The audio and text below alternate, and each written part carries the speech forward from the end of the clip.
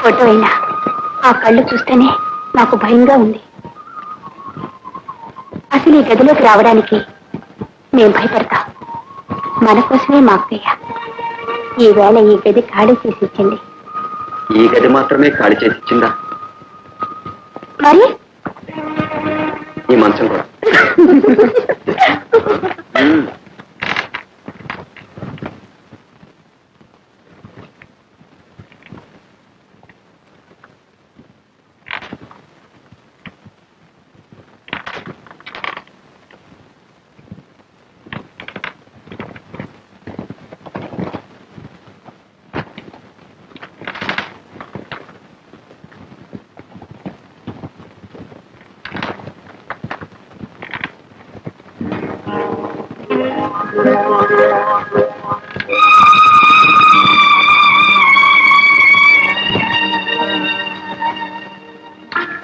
భారతి, అల్లుడు గారితో చెప్పమ్మా, ఇంకో వారం రోజులు ఉండిపోవచ్చని. ఆయనకేం కర్మమ్మా, 10 ఎకరాల్లో బ్రహ్మాండమైన బంగ్లా, తోట, నౌకర్లు దర్జాగా ఉండకుండా ఈ ఇంట్లో ఇరుకుని ఎందుకుంటారు? సరితా, మీ ఇంట్లో ఉండటానికి నాకేం అభ్యంతరం లేదు. నాకుంది. మీ భార్యను తీసుకుని మీరు వెంటనే బయలుదేరచ్చు. ఇంకా నీ కోపం చల్లారినట్లేదు, అందుకే అంత సీరియస్ గా ఆర్డర్ వేసి. అది ఆర్డర్ కాదు, నా ప్రార్థన. అయితే రేపే వెళ్ళిపోమంటావా? అవును, ఆ మంచం చప్పులు నా చెవిని పడినంత దూరం వెళ్తే చాలు.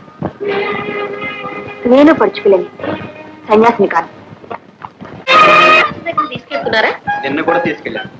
ఇప్పుడు చెప్పు, ఎన్ని నెలలు? 15 నెలల? 7వ నెల. గాడిద, 7 నెలల నుంచి నాతో చెప్పావా? ఏ, ఇతను ఏమీ తీసుకోలేదు. రా, ఇలా రాదే, నీ పని చెప్తాను.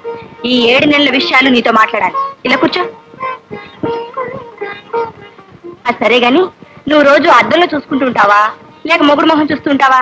ఏ, ఎందుకు?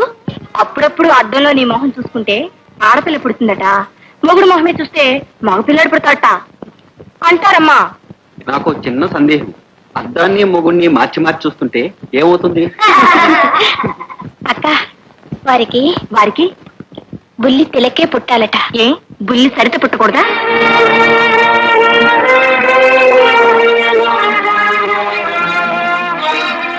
ఏం లేదు, భారతి కడుపులో నేను పుట్టకూడదా అనుకున్నాను, అందుకే బుల్లి సరిత అన్నాను. ఏమిటి, ఇంకో నడిచో నిప్పుకొండ?